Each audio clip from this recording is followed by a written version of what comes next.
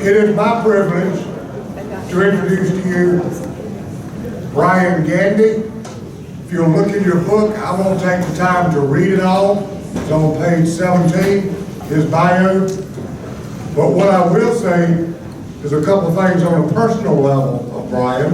Number one, his mother is not deceased.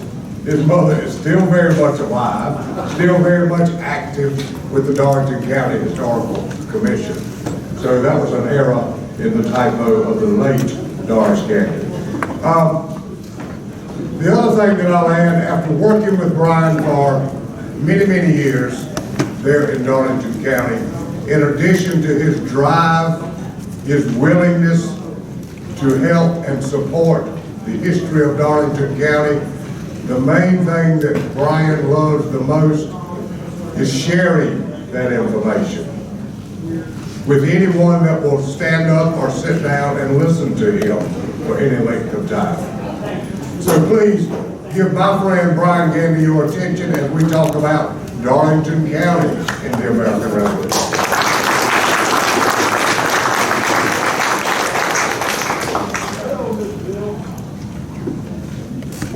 Good morning. I am Brian Gandy, and to sort of make this PC, I probably need to give you a little bit of information about where I'm from and who I am representing. It's actually a work day for me. I am the director of the Darlington County Historical Commission and Museum. We sort of boast that we are the third largest archive in the state when you take educational institutions out of the mix. Phenomenal resource. We maintain about 23,000 square feet of archival holding or exhibit space. Maintain family name files on about 20,000 plus families that either have lived in Darlington County or were on the diaspora of folks that traveled south and west. We have partnered with several other genealogical facilities in the area. Those that are familiar with the old Three Rivers, we took all of their material.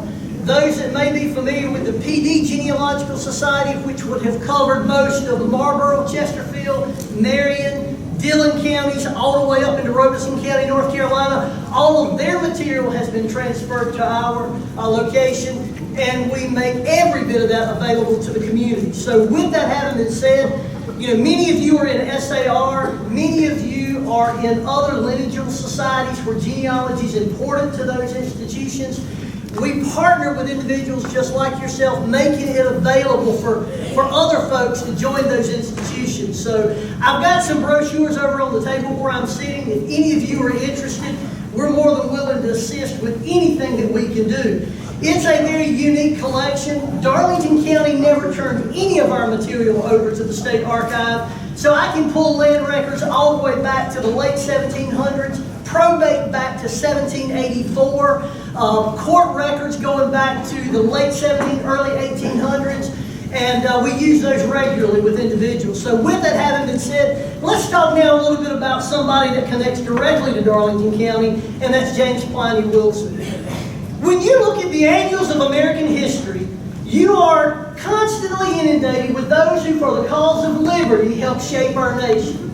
Some of those individuals were extraordinary people. From the very moment they stepped foot on the scene, they broke the norms of what was over and above the call of duty. And then you have those ordinary people who, in the time when there needs to be a decision, they find themselves at a decisively unique position in time, and they happen to make an extraordinary choice, which leads them to an extraordinary life. James Pliny Wilson is one of those individuals. Just an ordinary person.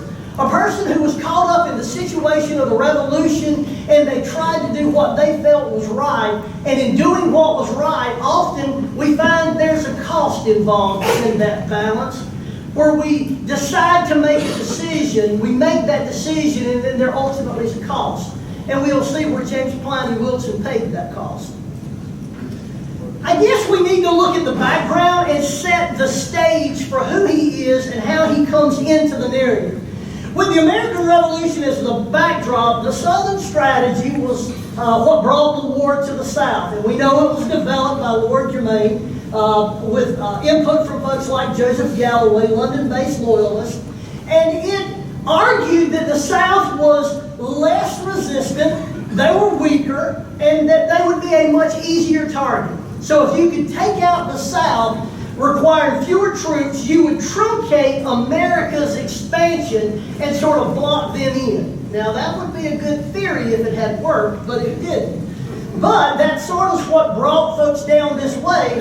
And in looking at the backcountry, specifically the Sherrall District and the Welch Tract. So we're talking about 8 miles on either side of the PD River from the North Carolina state line all the way down to present-day Francis Marion, roughly 3,700 and some acres of land, where you've got these Anabaptists from Pennsylvania and or Delaware that's coming down. They settle, have a 10-year moratorium on immigration into that area that you had to be of Welsh descent. They then open that up to outsiders, and those outsiders start coming in, and they begin to have a little bit of trouble in the backcountry. And as we'll go through and see, that trouble sort of paired with the partisan infighting that happened between the Loyalists and the Patriots. We'll see in Evan Pugh's diary here in just a few minutes where, many occasions he had his horse stolen, or he had his pig stolen, or at one point his dog was shot. And you wonder how much of that is the neighbor who's hungry that's using the political situation to say, wait a second, I can get a pig because I'm a loyalist today and I'm going to take it from a patriot, or vice versa. And we see some of that there that sort of accentuates the political situation that's at hand. So with that, it was a true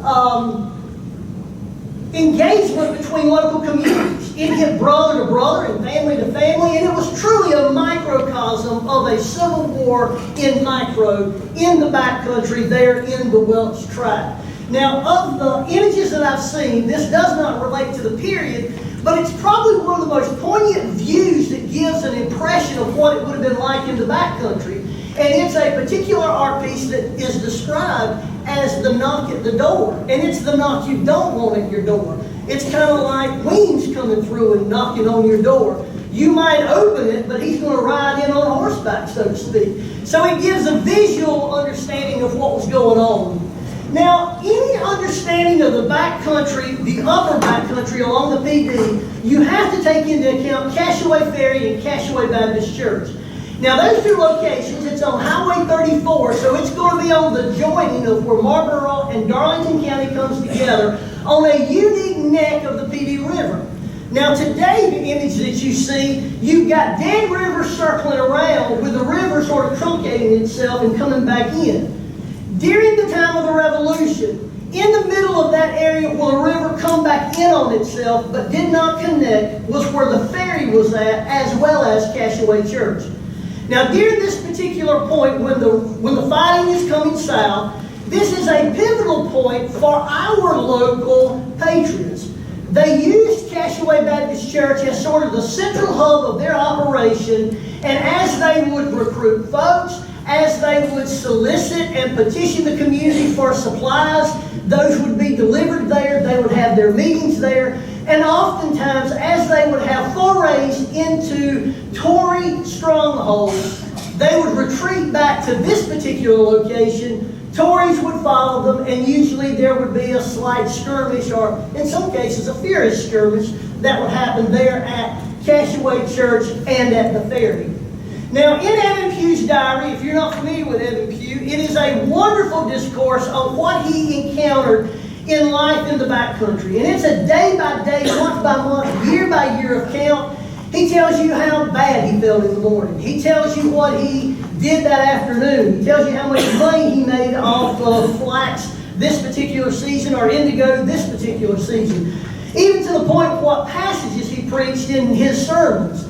But uniquely enough, in the discourse of that diary, we're able to glean some very important facts. And if you look at Cashaway Church, there are several instances where in the middle of the services, they had to disband church for bullets coming through the church on 3 particular occasions. So at this location, regardless of what was happening in the house of worship, the engagement still happened on the outside. Those happened in July of 80, April of 81, and then of course May of 83.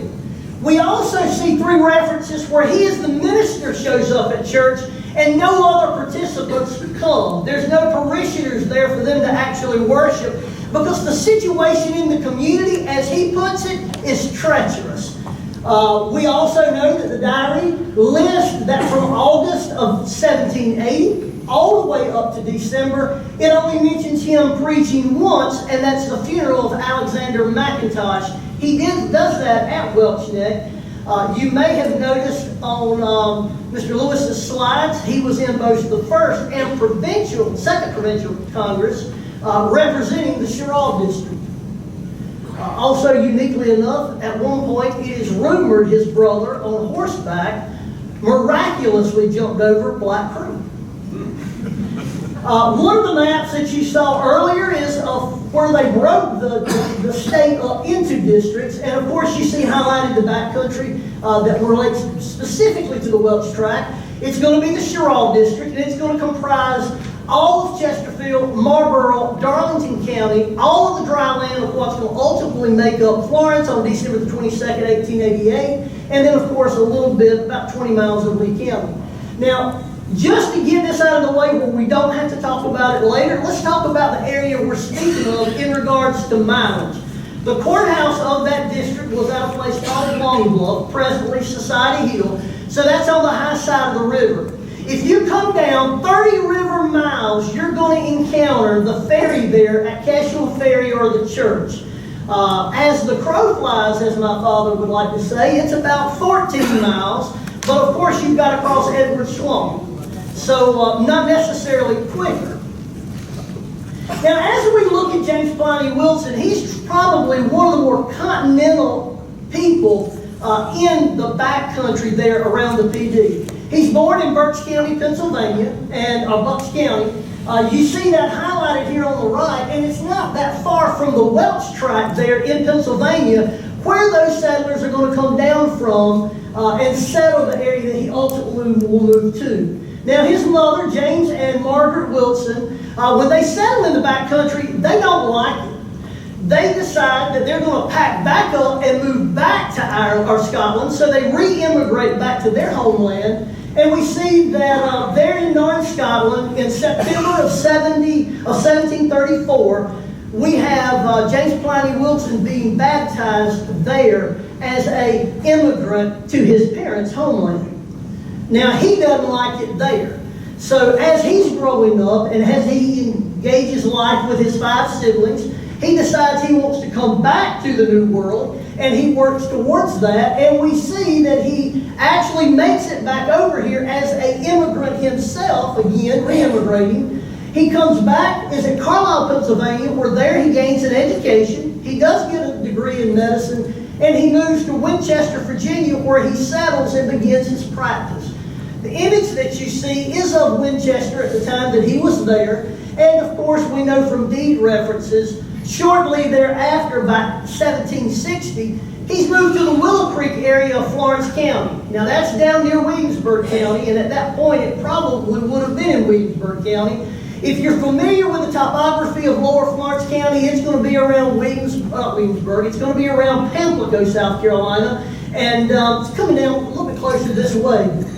He stays there for a short period, and the plat that you see on the right is for land that he acquired in the Sherrall district up on Cedar Creek. So that's going to be right around present-day Society Hill. That's the second piece of property this gentleman acquired.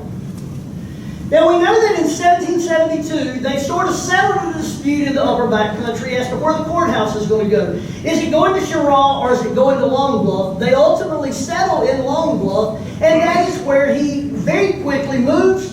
He establishes a practice. He becomes a very successful physician in the area. But uniquely enough, he establishes a very unique relationship with another doctor in the area, a guy by the name of Nathan Leavenworth. Now, we know that on this particular plantation, it's approximately 3,600 acres, and in the middle of that geographical area, not only is James Pliny Wilson providing medical services to the community, but he establishes a general store on another guy's property and establishes a grits mill on where the pond site's at. So it's in the middle of a piece of property that doesn't belong to him. He's traveling down there to take care of that. And the image you see on the right is of the Long Bluff area, and it's going to show the area around the PD and where some important events happened a little bit later. We know that while he was in Winchester, he married a lady by the name of Martha Jameson. Now that Jameson name is extremely important for me, and it's important for Bill Seegers. We both serve on the Jameson Foundation. A descendant of this lady's family, when they ultimately moved to the Society Hill area, they get very active in the community. The foundation that we serve on is in perpetuation and care for 1873 fully restored B.D.W. Simmons case pipe organ. It's at the only extant original church in Darlington County. It's Trinity Episcopal Church, created in 1832. Has been defunct since the 20s. But uniquely enough, her family is the connector to that.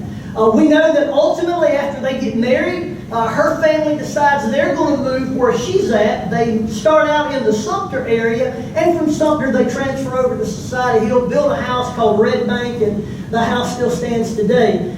Now they have 5 children. Only 4 of those children make it to adulthood. One of those children, a young lady by the name of Mary, we're going to call her Polly. Polly marries Edward Birch. They have Martha, who marries Darby Sweeney. James Harvey, who does not get married, he's going to die as an adult but early. And then John Flavel, who's going to marry Mary Parker. And of course Winchester there on the right. Now Mary is unique. She's marrying Joseph Birch Sr.'s son. So she, of course, is a little unique. And we know that it's at Birch's Mill on the 8th of June, 1782. That Brigadier General Francis Marion and Malachi Gandy come together, and they decide, even though they've been fighting for the last 2 years, it's getting a little treacherous out here. We need to sort of quell this partisan infighting in this local community. So they work out terms of peace, and as a part of that terms of peace, it requires loyalists to give up arms. It's going to require them to return stolen property.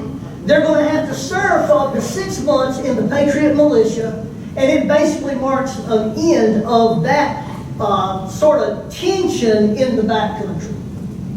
And of course, the image done by the Heartburn is outside of the South Carolina Senate Chamber. Now, other service for James Pliny Wilson. We know that he served as president for St. David's Society, which was created for the education of the backcountry. He held several judicial offices in the area and a justice of the county court. He served as an appointed poll election manager. We know that in November, he unsuccessfully opposed William Thomas as senator. And we know he was an extremely active member at Welsh Neck Church. As a matter of fact, upon his death, he left one of the first estate bequests to the church for the purpose of continuing and the support of the gospel. He left 10 pounds sterling. We also know that the current site of Welsh Neck Church, after he died, they relocated from the Marlboro County side of the river over to the Society Hill, Darlington County side. He left part of the land where the church now sits, as well as part of the land where St. David's was actually situated as well. Now, if you've noticed something here, I keep talking about St. David's and Society Hill. The colloquial term for the area was the Society's Hill. That name morphed to where the S plural was dropped, or possession was dropped, to where it became Society Hill, all because of where that society was situated.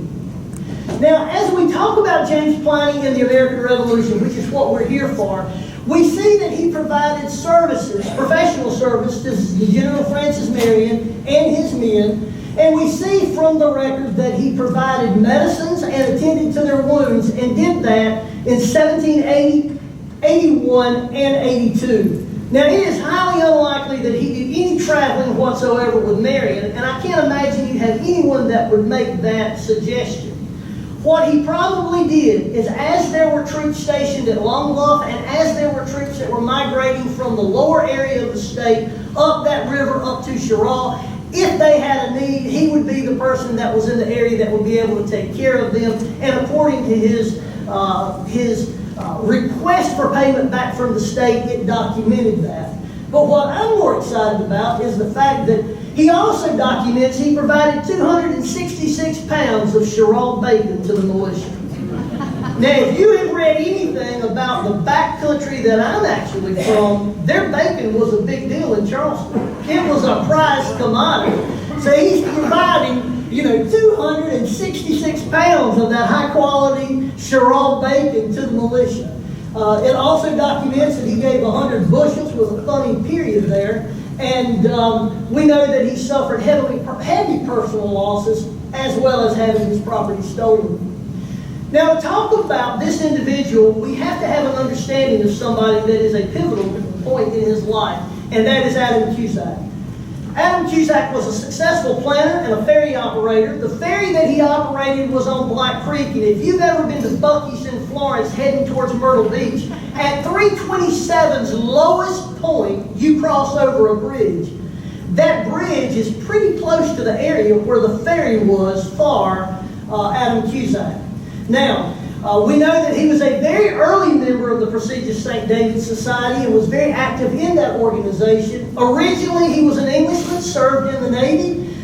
He broke away from the Navy and immigrated directly to South Carolina. His disaffection with England turned him into a very ardent patriot. The plat that you see on the right is recorded in our Plat Book 1. We had a courthouse fire in March of 1806. Lost most of our land records in Darlington County. We put out a cry for them to be re-recorded, and this is one of the re-recorded plats that are included in that first book. We know that he did serve in the war. He was out on parole, so he had civilian status at the time. And we know that during this particular time, Weems has been ordered to go from Georgetown to Sherrall, and on that several mile swath through the PD. He is going through and he's burning homes, he's burning looms, mills, blacksmith shops. He's even resorting to bayoneting animals, all in an attempt to try to weaken and further press down any type of resistance that's going to happen in that particular area. The page that you see on the right is from Evan Pugh's diary. It is a copy of the original, and it is written in a cryptic form of writing where if you're not familiar with it, you will not be able to pick that up and just read it. Even the days of week don't line up with a Monday, Tuesday, Wednesday, and so forth. He has a CA day in there, figure that one out. And then some of his references to the area are unique. But what I want to show you on here is he actually documents the moment in time when Weems comes across his property and he is plundered. He says, and I quote,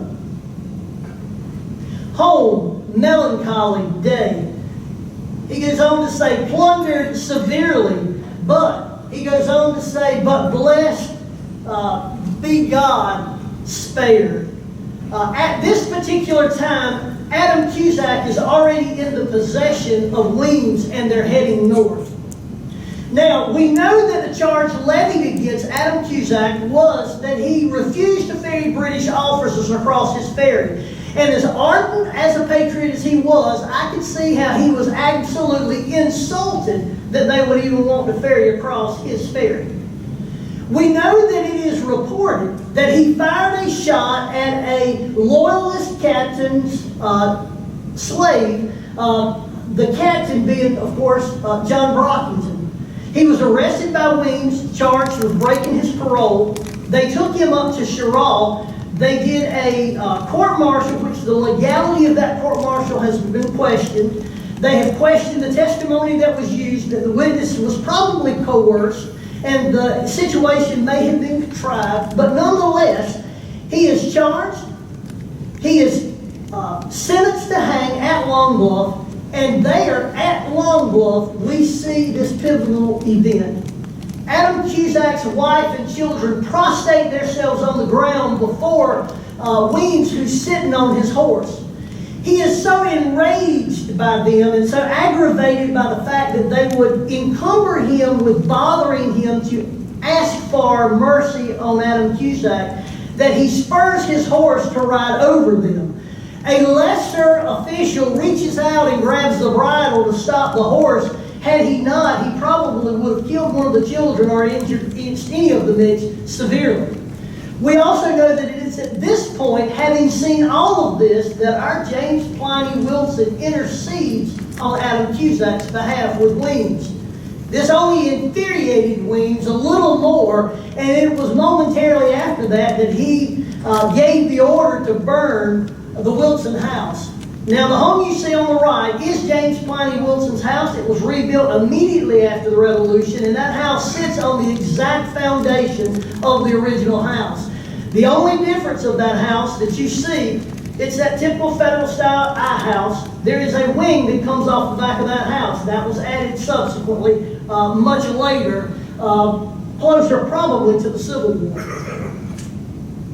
Now, we know that when James Pliny Wilson died, he died at his residence there on Long Bluff, and he did that the 27th of 91. Now, the minutes of St. David's list that they lost an extremely valuable member. He was a productive member of the society, and that the area itself, the greater area at large, lost a very useful citizen. Now, something that's an ironic twist here, I like to see graves marked. I think no matter who you are and what your contribution is, you can be a brain surgeon or a sharecropper. You make contributions to who we are as a nation, who we are as a people, and a society. Uniquely enough, you may ask yourself, why does he have a memorial stone and not an actual gravestone? The picture that you see is not the cemetery he's buried in, it's where his memorial stone was at. He was buried at the old Welch Neck Cemetery on the Marble County side of the river. If you've heard the story of Abel Cobb and his murder, that would have been the area where he's buried. Shortly before the Civil War, Welch Neck Church decided that the stones there were looking ragged. A lot of them had weathered to the point you couldn't read the inscriptions on them, and they were moss covered. They documented where each stone was at in relation to the other there in the graveyard, and then they worked with a company out of Charleston to come remove those stones, layer them on a flatboat on the PD to ship them down to Charleston. The idea was that they would clean those stones, they would re-engrave the stones with the information that was there from their records, and then they would re-install those there in the old cemetery. They had not forgotten their old graveyard when they moved across the river up on the hill. A freshet came in the process of all of this. They were pressing a deadline to get that redone, reinstalled, all those stones cleaned and reinstalled. They made the decision, regardless of the height of the water and the freshet, we're going to go ahead and go downriver with it. They made it about a third of the way down to Charleston. They hung the boat on a snag, the weight shifted, and currently today, James Pliny Wilson's marker, his original stone, lies in the bottom of the PD about a third of the way to Charleston. Now, as a genealogist and someone who works with folks tracing their genealogical lineage, I'm always enamored by what I see one generation do and what another generation does as well.